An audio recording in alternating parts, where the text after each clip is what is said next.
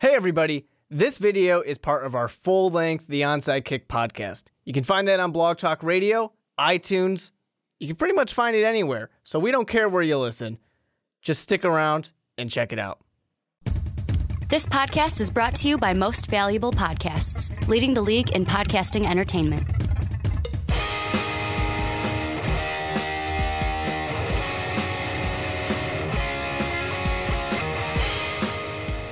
What's up, everybody? Ricky Widmer here, along with the Mark Weber. Dub them ease. And welcome into the Onside Kick here on Most Valuable Podcast. And if you're downloading this on Blog Talk Radio, thank you for the download. Thank you for making us a part of your day, evening, afternoon, whatever it is.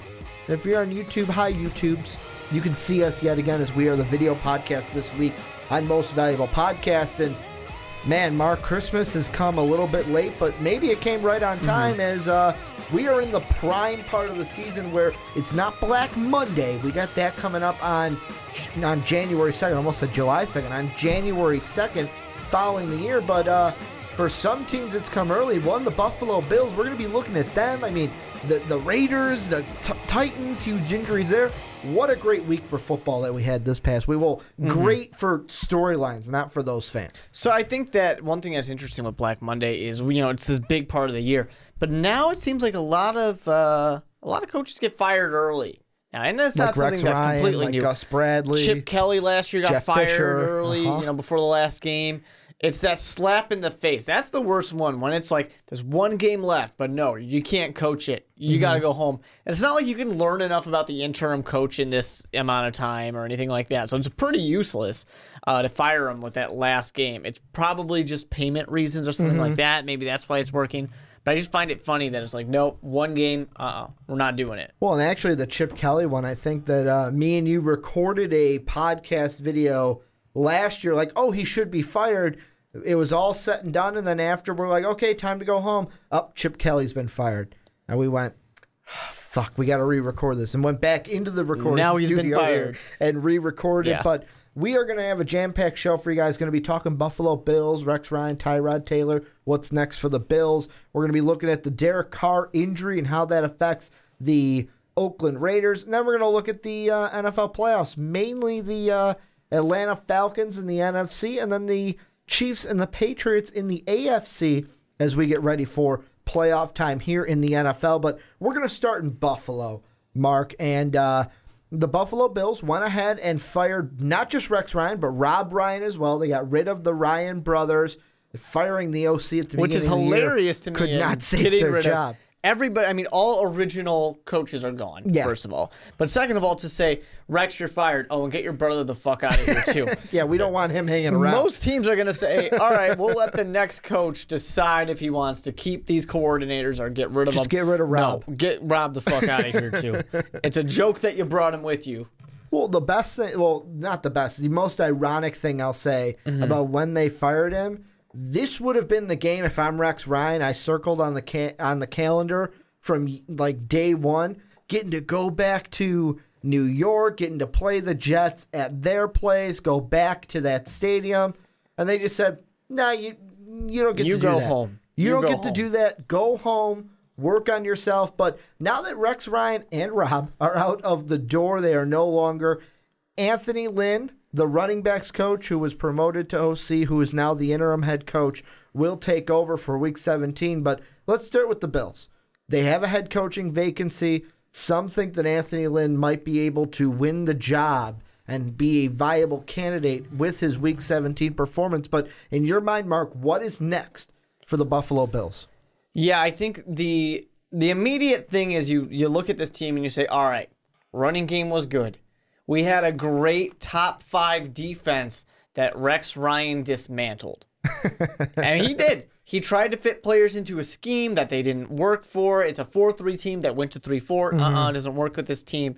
And he just completely ruined it, essentially, is what happened. So you look at this and you go, all right, we want to get our identity back, right? We want to be that defensive team. We still had the good run game. We want to run hard. But we want to be that defensive-minded team. We want to be that tough team. I think that's what you're aiming for. And it's unfortunate, for a guy like Anthony Lynn, who has throughout this season became a head coach from nothing, a running back coach, all the way to head coach at the end of the season. This is fantastic, but the problem for him is going to be is he's probably not going to keep this job. You know, it's going to go somewhere else, and then it's an awkward situation for him. If I'm the Buffalo Bills, yeah, I would love to get more out of my offense, but really, I got to do something about this defense. I got to get this defense better. Unless you just want Anthony Lynn to be your Jason Garrett yes man, essentially, which is possible. I think you have to look at your best defensive options. And, you know, you start to think about some of these guys who have been popular to talk about defense. And, you know, maybe a Jim Schwartz, who not too long ago was a head coach. I know I keep mentioning him when I talk about these defensive guys, but he's probably one of the best defensive options. Terrell Austin's a good option, and it looks like the Detroit Lions are going to miss the playoffs, so you can probably hire him. You know, these are the kind of guys that you want to look for if you want to reestablish your identity. Well, and I mean, with defense, there's one name that you didn't throw out there, and I'm looking at an article on Fox Sports, and they actually put him as, they listed 7 candidates that could get the job. He's at number 5. This is a guy who's going to be most interesting for me in all of these head coaching searches, and that is Matt Patricia of the New England Patriots. Because, but you got to wait till he's done. He's a guy where, A, you have to wait till he's done, because let's be honest, the Patriots, and I'm not getting ahead of myself, this is really going to happen, they're going to go to the AFC title game. They're one of the best teams in the AFC. The Super Bowl, I mean, there's a good chance they could be in there, but I will give them pretty much a lock for the AFC title game at the least. You got to wait a while just to be able to interview him, unless the Patriots give him permission, which I don't think Bill Belichick will do. But even on top of it, Patricia could be a guy that says, you know what? I'm good. Yeah. I'm good sticking here with the hoodie, and we're going to win some Super Bowls together.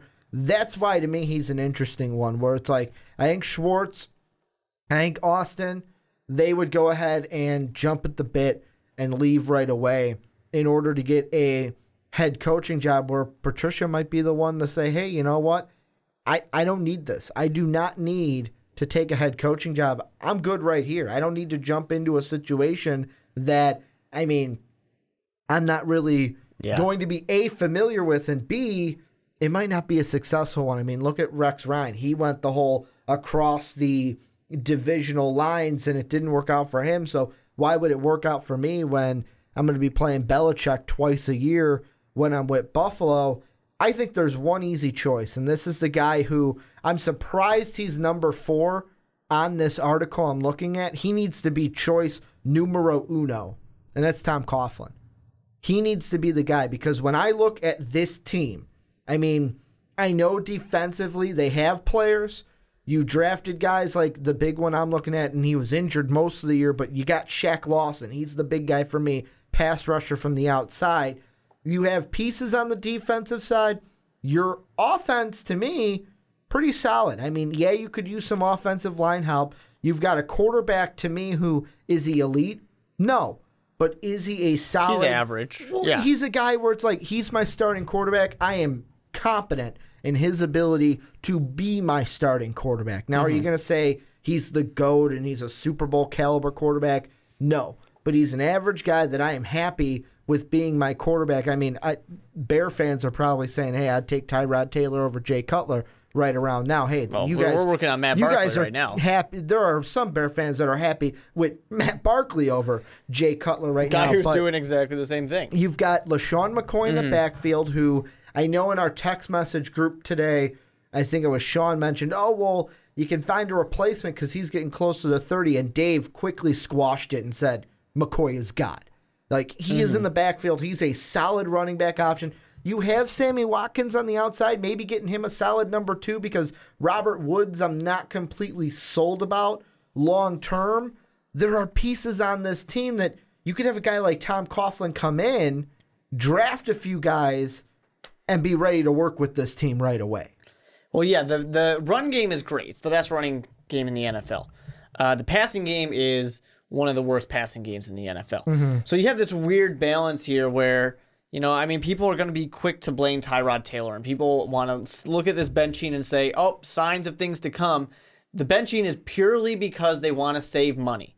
They want to save money just in case he gets hurt. Well, if he gets hurt, he's guaranteed around $30.5 million, I think. So they want to secure their interests, which is a shitty dick move, but whatever.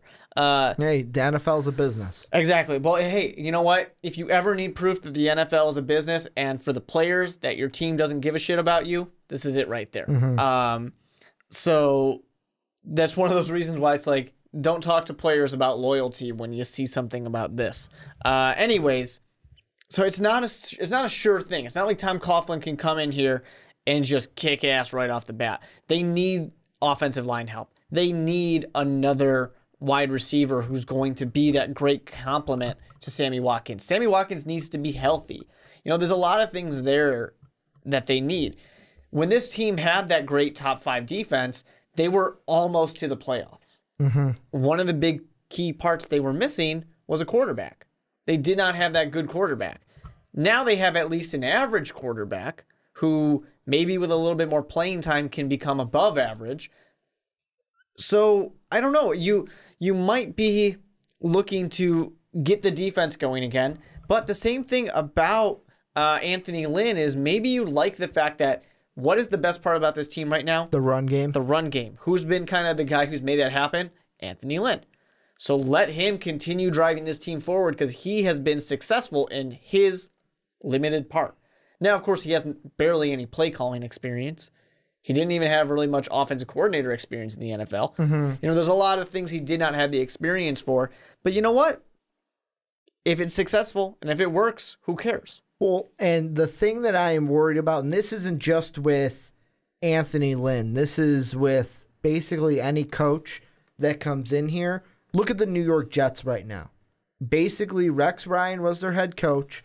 Let's be honest. With Rex Ryan as a head coach, one of the things that I would say Rex Ryan is one of his biggest weaknesses is he does not, as a head coach, build a culture that is set up for winning long term. You look at Bill Belichick. He sets up, and I know that it's like, well, Ricky, of course you're going to go to Bill Belichick first because it's the He's the best. no-brainer. Yeah. But look at the culture that he has set in New England of basically we talk about the Patriots and what is it? Do your job. Yeah. That's it. Do your job. Oh, you're not going to do your job? I'll send you to Cleveland. Rex Ryan's into the gimmicks. Rex Ryan's into Win it making for the promises. Gipper. We're going to make the playoffs. And that's why, to me, when you say, like, oh, maybe Anthony Lynn's the guy, I get a little weak. I get a little not quite sure about it because it has nothing to do with Anthony Lynn and his ability. It just has everything to do with can he set the culture to change everything that Rex Ryan's done. Look at Todd Bowles. He comes into New York. He hasn't been able to set any kind of a culture in New York, and they are just falling apart as it is. That's why I think if I'm Buffalo, I am making a push for a coach like Tom Coughlin because when you look at the kind of culture that he set up in New York, James McAdoo's having success. They made the playoffs this year.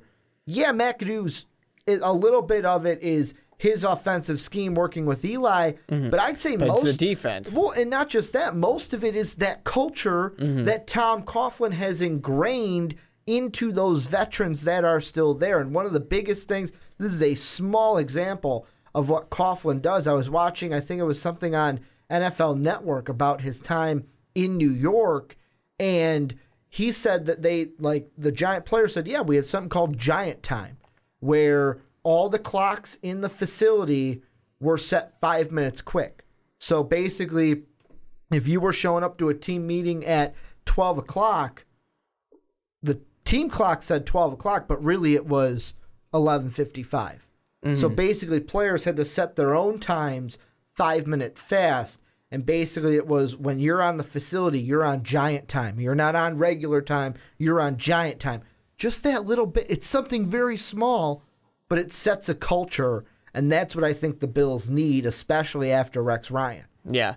Ben McAdoo has been a great thing in in New York. Replacing Tom Coughlin, a hard thing to do. But I think the interesting thing here is, for a guy like Tom Coughlin, does he want to go to Buffalo? Does he want to have these scraps, this team that you're going to have to restart? You're going to have to switch a defense that was 4-3, switch to 3-4. You got to bring them back to a 4-3 now because that's what they were successful with. You got to do that. You have this quarterback. You have to figure him out and see what the deal is with this quarterback that you kind of owe quite a bit of money to. You have your one weapon, but you don't have that complement. You don't have your offensive line. There's a lot of work to do. If I'm Tom Coughlin, I want to go to Jacksonville. That is a team that is put together already. And I was going to bring them. For Tom Coughlin, it's Buffalo and Jacksonville are the two locations. I'm sorry, Los Angeles, but if I'm Tom Coughlin, I'm leaving you alone. Like, that is a job for somebody else who wants to work with a young quarter. Yeah, you can say that, hey, your defense is tough, but really it's Buffalo and Jacksonville because of the pieces that they already have in place to work with. Because Jacksonville is kind of in a similar place as Buffalo, except I would say the potential of their young defensive stars has more potential because they're young defensive stars. They're not already like some of Buffalo's defensive studs are already veterans. There are some young players, but mainly those are the two that have the most to work with. One thing I want to mention, though, for the Bills, and this was something we talked about in our text message group, is Brandon Swanson said, wow, you guys are talking about Bills draft strategy? You guys must be really bored today while you guys are at work. But one of the key topics of discussion was, what do the Bills do in the draft? And obviously this might change now with a new head coach coming in, but the one thing, and in my mock draft, I had them go with this, I believe, was offensive line. And I look at the stats from this year. They rank second with the most, second most in sacks given up with 43. The only team with more at 62, the Cleveland Browns. Yeah. And then they rank 16th overall with 81 quarterback hurries. That's not good. I mean, I know you're middle of the pack with hurries, but you're giving up a lot of sacks. The Browns are the only team giving up more sacks than you. But the other thing you can think about, too, there, depending on what players are available, do you have a quick guy, wide receiver, that you can let Tyrod Taylor get the ball to? Can you have Which something could be fast? A John Ross could be there. And that would be great. Because if you're saying, well, we're not having a terrible amount of hurries, the guy's getting hit. Means the guy's probably holding on the ball maybe a little bit too long. So let's get him someone to give this ball to. Let's get it out of there. But yeah, I surely think that the offensive line is important. I think that wide receiver is really important. I personally would lean a little bit more towards, let's just get another wide receiver. Let's give Tyrod another weapon. And the one thing that I know that we haven't gotten into our film breakdowns, but when we do, we will look into John Ross's film. But early on, the early articles that I've been seeing are people are comparing him to, they're basically calling him a little Deshaun Jackson, which I look at that and go, okay, he's a deep ball threat. And he has been that with the Washington Huskies. The one thing that we mentioned in our text message group that Dave actually brought up, it was Dave and Sean going back and forth with it. The question with Sammy Watkins, you mentioned his health concerns, but is Sammy Watkins a guy where, because if you bring in a wide receiver, you got to bring in somebody that's going to complement what you think Watkins is. And what you're going to play him as. Is he a deep ball threat? Because if he is, you're not going to bring in a guy like John Ross. You're going to bring in maybe a guy like maybe Juju Smith. Like, he doesn't even have the size that I would really want for it, but basically someone who can go across the middle. And it was, I believe Sean was like, oh, well, he can go deep. He's your burner. And Dave was like, no, go ahead and get maybe a Ross, have him be your deep threat, and then let Watkins be the guy that works better over the middle. And, of course, there's the question, too, of what happens on the top end of the draft. Does the 49ers, the Browns, the Bears, these quarterback need teams, do they skip? Do they pass on the quarterback? Because then your top quarterbacks are falling to a team like Buffalo. If you have a new coach, they already had the reports that a guy like Tom Coughlin for Jacksonville, not a big Blake Bortles fan. He's not sold on Blake Bortles. Does he? If he's not sold on Blake Bortles, I don't think he's sold on Tyrod Taylor. Does he come in here and say, yeah, you know what? I'd rather have my guy if he falls. And if one of these guys fall, do I go and grab him instead? And with Tyrod, I know that Sean immediately threw out when I'm like, no, Tyrod, you don't go away from him. He was like, oh, well, it's only $9.5 million guaranteed, but with everything else in his contract, the roster bonus, if he gets hurt, he'll get this incentive, that incentive. I think it's easier for a coach to come in and move on from Blake Bortles than Tyrod Taylor. But let's get into that. What's next for Tyrod Taylor? Yeah, now we've hit the Bills. What about the quarterback? The thing for me is I don't see Tyrod Taylor going anywhere. You guys can check out on mostvaluablepodcast.com. You can see my article where I predict where all the 2017 quarterbacks, starters for, pretty much, obviously a guy like Aaron Rodgers. I'm not talking about Aaron Rodgers. I'm talking about these new faces and these guys who there's a question mark. Quarterback. Yeah. So for me, Tyrod Taylor falls into the same faces category. He is a guy who 80% sure I think that job is safe for him. And the reason I say that is, one, I think when you're looking for a new head coach, the question is, we have this quarterback. Do you think you can work with him? We don't want to have yet another piece we have to replace. We want somebody who works with what we already have and can make the things that really are needs better. And I think when it comes to a battle, who is Tyrod Taylor possibly going to compete with in the offseason? Who can the Buffalo Bills sign that he has to compete with? Mike Glennon? Can they go and possibly draft, Deshaun Kaiser? Do they make a trade for like a Jay Cutler or Tony Romo? I can't see. Tony Romo wants nothing to do with the Buffalo Bills. They're not a win-now team. Jay Cutler? Maybe. Jay Cutler just wants out of Chicago at this point. Yeah, it's like maybe that's the best thing. And I think Jay Cutler is a guy who could probably beat Tyrod Taylor. No guarantees. But anyone else, I don't see Tyrod Taylor losing those battles. Especially not if they're going to draft a rookie. Especially a guy like Deshaun Kaiser who is a little bit developmental. I think Tyrod Taylor is going to keep his job because if he has to fight for it, he's going to win. And you look at the other guys who are young on that roster. E.J. Manuel had his chance. Did not work. And E.J. Manuel, his contract is up at the end of this year. Yeah. There's no reason to re-sign him. Cardale Jones, they're not even going to give him a chance. They don't want to look at him in Week 17. He's the guy who would make sense to take a look at. He didn't come here to be a backup. Exactly. He didn't come here to be a backup. He didn't come here to play backup quarterback. That's the thing. It's like you have this guy who you think you should take a look at, and they're not going to take a look at him. So that obviously shows what they think about him through practice and everything like that. Tyrod Taylor, to me, the benching him is purely a let's be smart businessmen here. We have an asset to protect. And especially after seeing Derek Carr and Marcus Mariota go down of injuries, it's a let's be safe. Let's take this forward. And I have very few doubts in my mind that Tyrod Taylor is going to be starting Week 1. Yeah, for Tyrod, I think he's the Week 1 starter next year for the Bills. And I think that the thing with Tyrod is I think he's the type of quarterback where you do not need to come in, and this goes for Jacksonville, this goes for Buffalo, this even goes for the Rams. All three of these teams, the big ones that are looking for head coaches, you do not need to come in Week 1 or come in day 1 on the job and go, fuck, I need to find a quarterback. Yeah. The Rams, you got a young guy in Goff that basically, if you got rid of him, the city would burn in flames. You've got Tyrod Taylor, who I know in our text message group, Sean said, well, his completion percentage is a 61.